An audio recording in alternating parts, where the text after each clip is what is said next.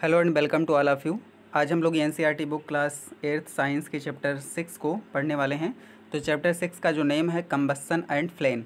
कंबस्सन and flame. Combustion का मतलब होता है दहन या जलना, एंड फ्लेम का मतलब होता है ज्वाला। तो इस चैप्टर में हम देखते हैं कि कंबस्सन क्या होता है एंड फ्लेम क्या होता है। तो नॉर्मली जब कोई भी सब्सटेंस आपका जलता है तो उसको हम क्या कहते हैं, दहन कहते हैं।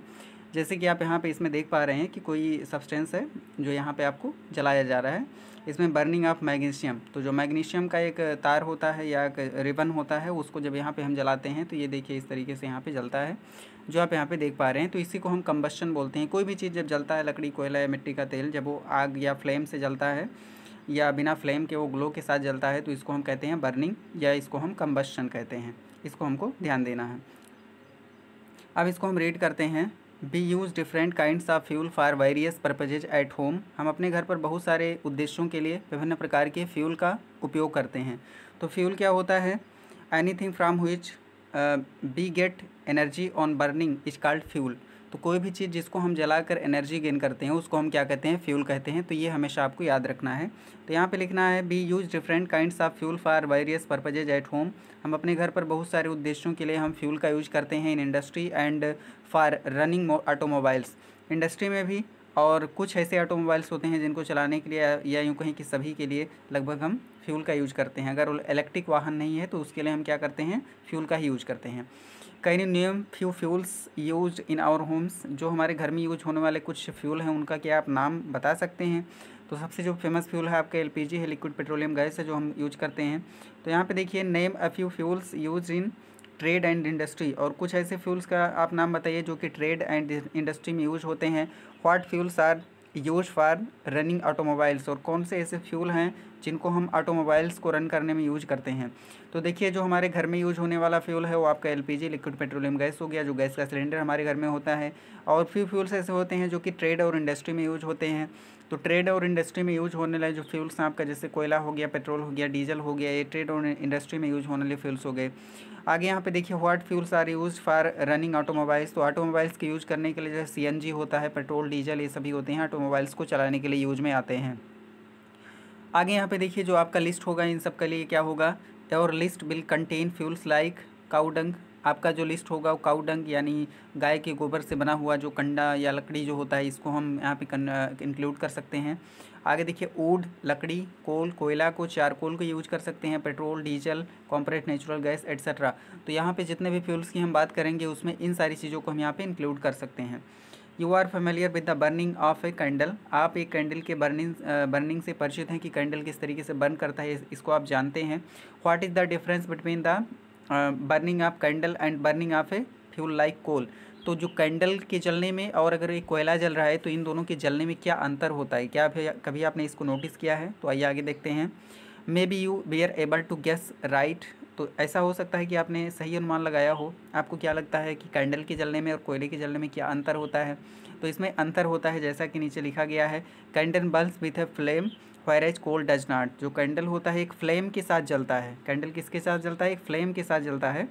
जो कैंडल होता है जब इसको हम ऐसे जला देते हैं कैंडल को, तो यहाँ पे ऊपर ऐसे जो एक यहाँ पे आपको दिखाई देता है ये फ्लेम होता है। तो कैंडल एक फ्लेम के साथ जलता है, लेकिन कोयला जो होता है फ्लेम के साथ नहीं जलता, सिर्फ इसमें एक ग्लो होता है, लाल कलर का एक ग्लो होता है, सिर्फ उसके साथ ही जलता है। आगे देखिए similarly you will find many other materials burning without flame. इस तो जिस तरीके से आपने कोयले को देखा ये बिना फ्लेम के जलता है, उसी तरीके से और भी तमाम सारे मटेरियल्स को आप पा जाएंगे जो कि बिना फ्लेम के जलते हैं। Let us study the chemical process of burning and the types of flame produce during this process.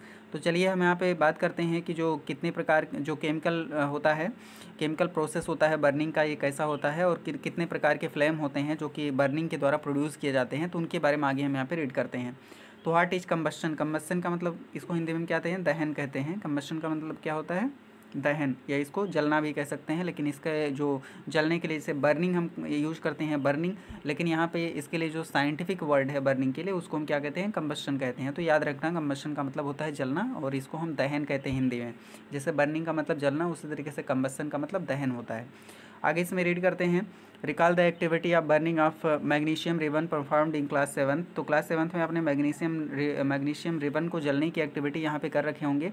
तो जैसा कि यहाँ पे आप देख पा रहे हैं कि एक मैग्नीशियम के रिबन को जब हम जलाते हैं तो मैग्नीशियम का जो धागा रिबन होता है या पट्टी होती है पूरी इस तरीके से देखिए वाइट फ्लेम के साथ ही जलती है। कैसे जलती है ये मैग्नीशियम रिबन आपकी कैसे जलती है, वाइट फ्लेम के साथ जलती है। और यहाँ पे राख आपको जब बचती है इसको मैग्नीशियम ऑक्साइड हम कहते हैं, आप ध्यान देना।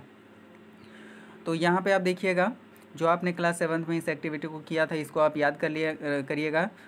देखिए we learn that magnesium burns to form magnesium oxide. हमने सीखा था कि जो मैग्नीशियम बर्न करता है मैग्नीशियम ऑक्साइड बनाता है।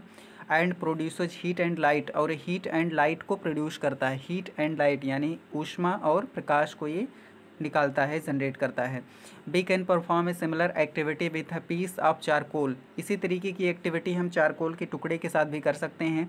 Hold the piece with a pair of tongs and bring it near the flame of a candle और Bunsen burner. What do you observe. तो आपको क्या करना है, एक जो टुकड़ा आप ले लीजिएगा, जो चारकोल है इसका एक टुकड़ा आप ले लीजिए, इसको टोंक से आप पकड़ लीजिए और टोंक से पकड़ने के बाद इसको आप जो है एक फ्लेम कैंडल के फ्लेम के साथ लाइए या बुनसेन बर्नर में आप इसको ले जाइए। तो बुनसेन बर्नर क्या होता है आप यहाँ पे देख लीजिए। जो बर्नर होता है आपका उसमें जो जिस तरीके से आप देखिए गैस जो आप जलाते हैं तो उसमें नीले कलर की जो रोशनी आती है, यानी ये नीले कलर का जो आपका दिखता है जब आप एलपीजी गैस सिलेंडर पे जलाते हैं तो उस तरीके का जो एक फ्लेम निकलता है उसको हम बुनसेन बर्नर कहते हैं। बुनसेन बर्नर जो है लेबोरेटरीज में यूज होता है।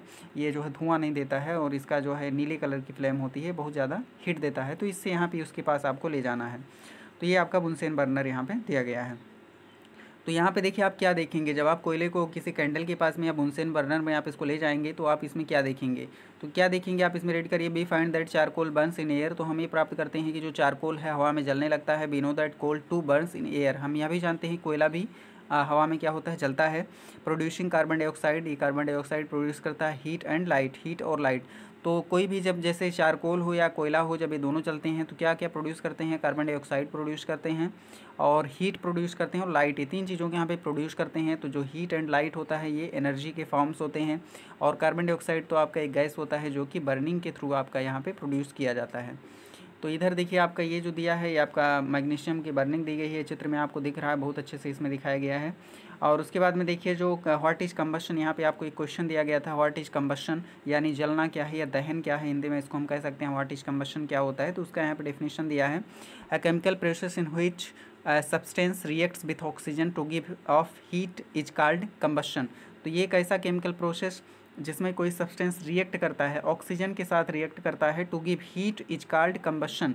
कोई भी सब्सटेंस जब ऑक्सीजन के साथ में रिएक्ट करके हीट देता है तो उस प्रोसेस को, उस केमिकल प्रोसेस को हम क्या कहते हैं, कम्बशन कहते हैं। इसको आपको याद रखना है।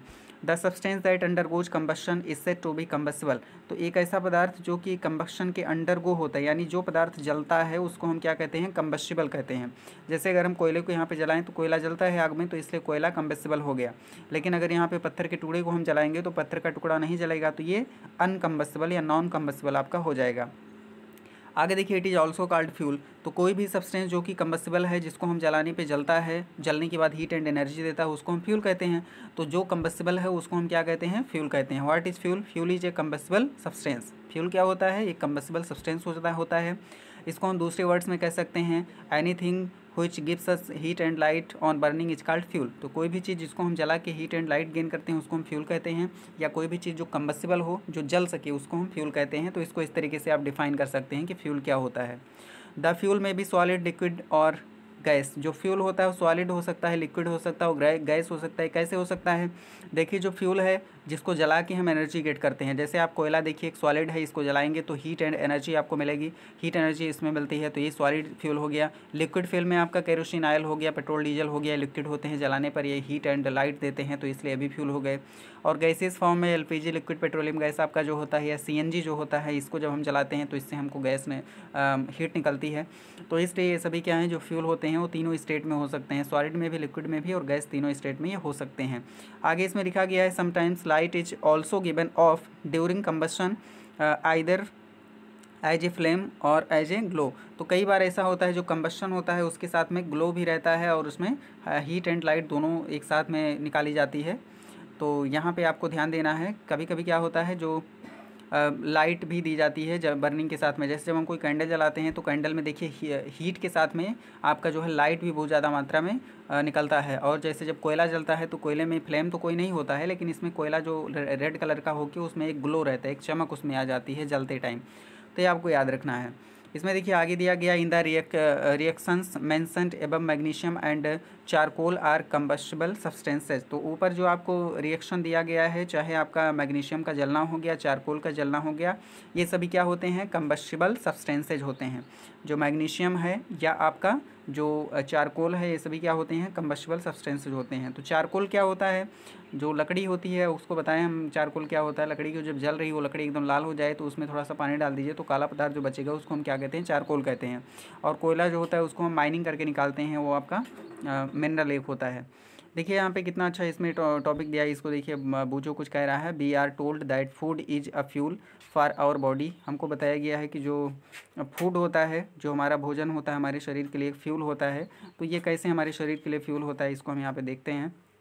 देखिए राइटली सो, तो निश्चित रूप से ऐसा होता है कि जो भोजन है हमारे शरीर के लिए एक फ्यूल होता है। In our body food is broken down by reactions with oxygen and heat is produce. तो जो भोजन हम खाते हैं वो भोजन हमारे शरीर में ऑक्सीजन के प्रेजेंस में केमिकल रिएक्शन होता है और इससे क्या निकलता है? हीट निकलता है। जो ग्लूकोज होता है ऑक्सीजन के साथ में रिएक्शन करके क्या बनाता है? कार्बन डाइऑक्साइड और वाटर बनाता है, और इस तरीके से हमारे शरीर के अंदर हीट निकलती है। तो ये जो कंबशन की प्रोसेस होती है हमारे बॉडी में भी होती है, लेकिन इसमें कोई फ्लेम या ग्लो नहीं होता है। जैसे कोयला या लकड़ी को जलाते हैं तो उसमें कोई फ्लेम या ग्लो होता है, लेकिन जब हमारा जो फूड जो हम खाते हैं वो जो हमारे अंदर बॉडी में जब ये कभी कंबसन करता है ऑक्सीजन के साथ रिएक्शन के साथ में, तो इससे जो है कोई ग्लो नहीं निकलती है, लेकिन हीट इससे ज़रूर प्रोड्यूस होते हैं। हीट और एनर्जी इसके साथ में प्रोड्यूस होती है।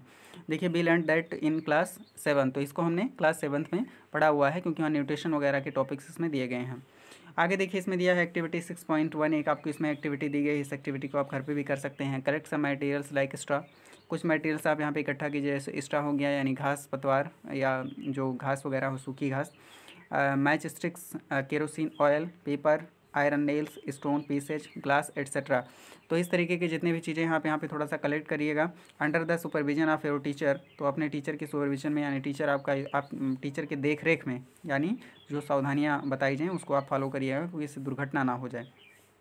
आगे देखिए try to burn each of these materials one by one. इन सारे पदार्थों को एक एक करके आप जलाने का प्रयास कर दीजिए। If combustion takes place mark the material combustible. अगर ये जल जाता है तो इसको कम्बस्टिबल आप कह दीजिए, उसको कम्बस्टिबल मार्क करिए। Otherwise mark it non combustible, और अन्यथा इसको आप नॉन कम्बस्टिबल यहाँ पे मार्क कर दीजिएगा। तो यहाँ पे देखिए combustible and non combustible substances, तो कम्बस्टिबल सब्सटेंस और नॉन कम्बस्टिबल सब्सटेंस यहाँ पे आपको दिया गया है। तो यहाँ पे जो टेबल आपका बना है इसमें जो कम्बस्टिबल है उसमें आपको टिक करना है कि ये कम्बस्टिबल है कि नहीं है। तो यहाँ देखिए सबसे पहले वुड को हम टेस्ट करेंगे, तो वुड आपका कम्बस्टिबल होता है। जो आपका पेपर होता है ये भी आपका कम्बस्टिबल होता है। जो आयरन नील होता है आपका कम्बस्टिबल नहीं होता है। आयरन नील आपका क्या होता है? कम्बस्टिबल नहीं होता है। केरोसिन ऑयल आपका क्या होता है? कम्बस्टिबल होता है। इसके बाद में देखिए स्टोन पीस आपका होता है, ये भी कम्बस्टिबल आपका नहीं होता है। यहाँ पे देखिए आगे क्या होता है? स्ट्रॉ जो होता है ये भी जल जाता है, कम्बस्टिबल होता है। इसमें देखिए चारकोल है, ये भी आपका कम्बस्टिबल होता है। मैच स्टिक है, ये भी आपका कम्बस्टिबल होता है। ग्लास जो है आपका कम्बस्टिबल नहीं होता है। तो इस तरीके से आप इन सारी चीज़ों को जलाइए, और उसके बाद में आप यहाँ पर निष्कर्ष निकालेंगे। कुछ चीज़ें ऐसी हैं जो जल जाती हैं और बाकी कुछ ऐसी चीज़ें हैं जो कि नहीं जलती हैं। आगे इसमें देखिए can you name some more substances which are combustible. क्या आप कुछ और भी सब्सटेंसेज का नाम बता सकते हैं जो कि कम्बस्टिबल हैं? You can add some those on table to table 6.1। तो अगर आप ऐसे सब्सटेंसेज को ढूंढते हैं तो इनको आप इस टेबल में आप इसमें ऐड कर सकते हैं। तो ऐसे और बहुत सारे सब्सटेंसेज हैं जो कि कम्बस्टिबल हैं। आप अपने आसपास देखेंगे, जैसे प्लास्टिक हो गए, इसको जब हम जलाते हैं तो प्लास्टिक्स क्या होते हैं? जल जाते हैं। इसी तरीके से आगे देखिए let us investigate conditions under which combustion take place. तो चलिए हम यहाँ पे कुछ कंडीशंस को देखते हैं जिनके अंडर में कम्बशन होता है, अदरवाइज कम्बशन नहीं होता है। तो सबसे पहले यहाँ पे देखिए आपको एक एक्टिविटी दी गई है, एक्टिविटी 6.2। इस एक्टिविटी में आपको क्या दिया है? एक केयरफुल आपको रहना है, सावधानी दी गई है।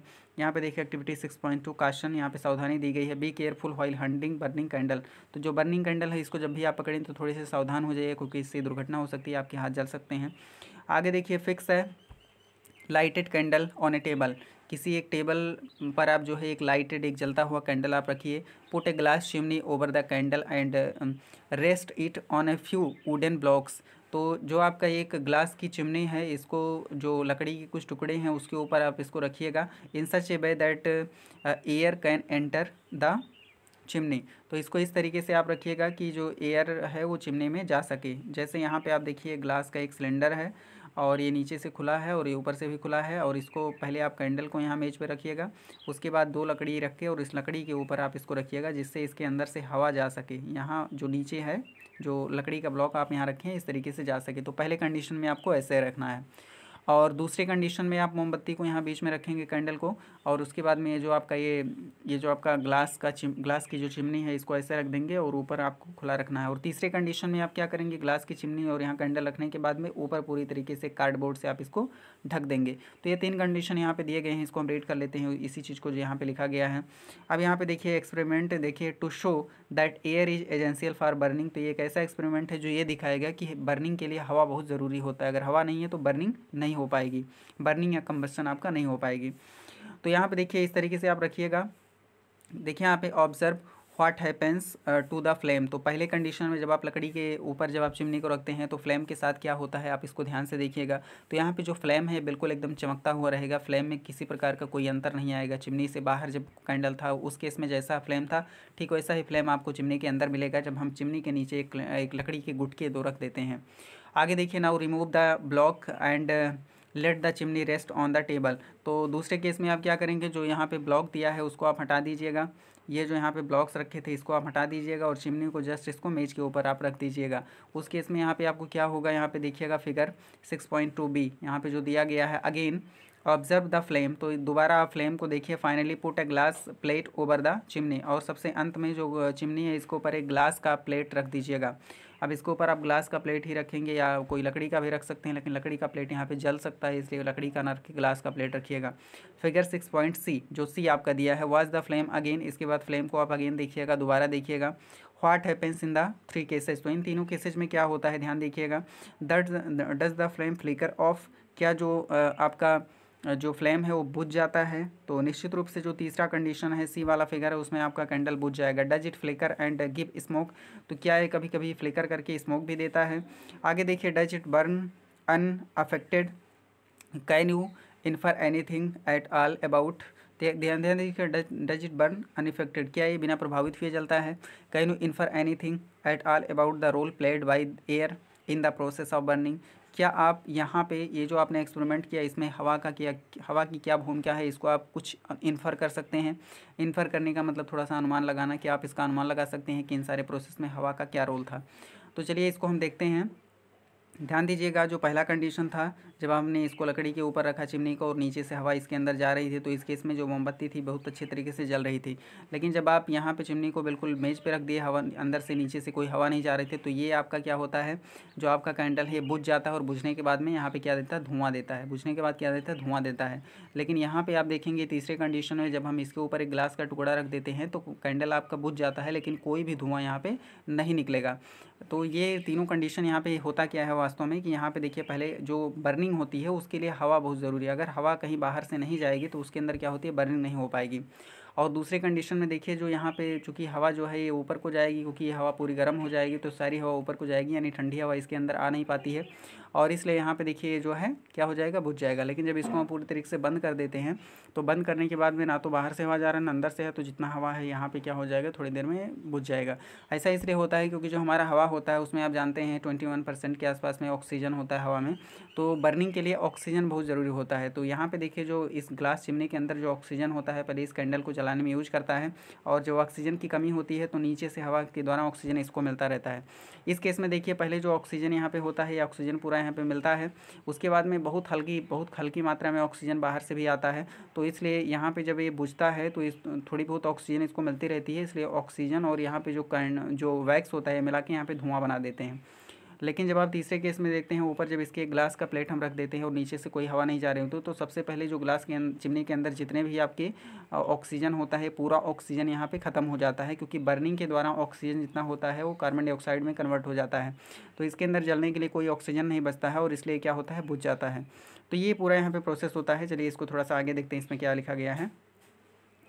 ध्यान दीजिएगा, we find that for combustion air is necessary. तो हम प्राप्त करते हैं, हमको ये मिलता है कि जो कम्बस्शन के लिए ऑक्सीजन बहुत ज़्यादा नेसेसरी है, ऑक्सीजन नहीं रहेगा, हवा नहीं रहेगा तो ये जलेगा नहीं। The candle Burns freely in case 1, जो केस 1 है उसमें कैंडल पूरी स्वतंत्रता से जलता है।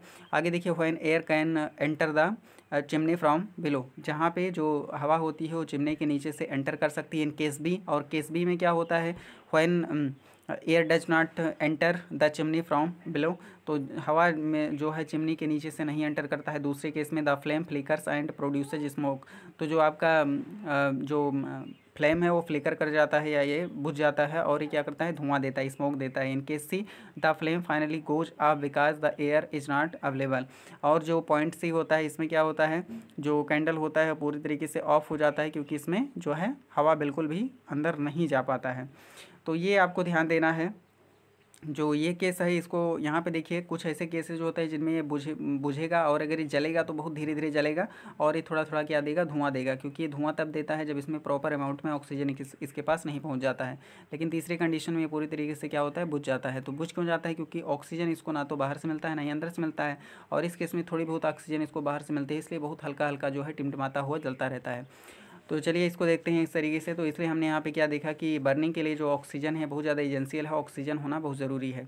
तो अब इसको हम अगले पेज में यहाँ पे चलते हैं। इसमें देखिए बूझो कुछ कह रहा है, बूझो यहाँ पे जो है कुछ कह रहा है, तो इसको देखते हैं। We have read that the sun produces its own heat and light. हमने पढ़ा है कि जो सन होता है इसका अपना प्रकाश होता है और अपनी हीट होती है, क्योंकि हमने प्लैनेट के बारे में देखा, हमने मून के बारे में देखा, तो मून के पास अपनी हीट एंड लाइट नहीं होती है, सन की हीट एंड लाइट से जो है ग्लो करता है। तो सन के पास में इसकी अपनी हीट होती है, यानी ये भी हीट और लाइट इसकी अपनी होती है। Is it also some kind of combustion, कि यहाँ पे भी किसी तरीके का कम्बशन होता है, यानी सन में भी कोई चीज़ जलता है जिसके कारण हमको उससे हीट एंड लाइट मिलती है।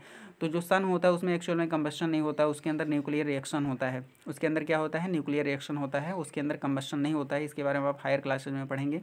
तो यहाँ पे देखिए, in the sun heat and light are produced by nuclear reaction. जो सूरज होता है उसमें हीट एंड लाइट किसके द्वारा प्रोड्यूस होते हैं, न्यूक्लियर रिएक्शन के द्वारा प्रोड्यूस होते हैं। You will learn about this process in higher classes. तो इस प्रोसेस के बारे में आप आगे की कक्षाओं में पढ़ेंगे, जब आप 12th में पहुंचेंगे तब इसको पढ़ाया जाएगा आपको। तो यहाँ पे देखिए, न्यूक्लियर रिएक्शन जो होता है एक विशेष प्रकार की रिएक्शन होती है, जो कि अर्थ में बहुत ही रेयर केस में होता है। न्यूक्लियर बम वगैरह जब कहीं गिरता है तो उस केस में न्यूक्लियर रिएक्शन होता है, या कोई न्यूक्लियर रिएक्टर वगैरह होता है तो वहाँ पे न्यूक्लियर रिएक्शंस होते हैं। अदरवाइज न्यूक्लियर रिएक्शन हमारे आसपास में बहुत कम होते हैं, ज़्यादातर रिएक्शन आपके केमिकल रिएक्शंस होते हैं। तो इस तरीके से हमने देखा कि बर्निंग के लिए जो है एजेंशियल है कि इसके पास में जो एयर होना चाहिए और एयर में ऑक्सीजन होना बहुत ज़रूरी है। तो इस तरीके से इस टॉपिक को हम यहाँ तक रीड कर लिए हैं और इसको इस वीडियो को यहाँ पे एंड करते हैं, और नेक्स्ट वीडियो में इसके आगे पढ़ेंगे एक्टिविटी 6.3 को, और इस वीडियो को हम यहीं पे एंड करते हैं। Thanks for watching.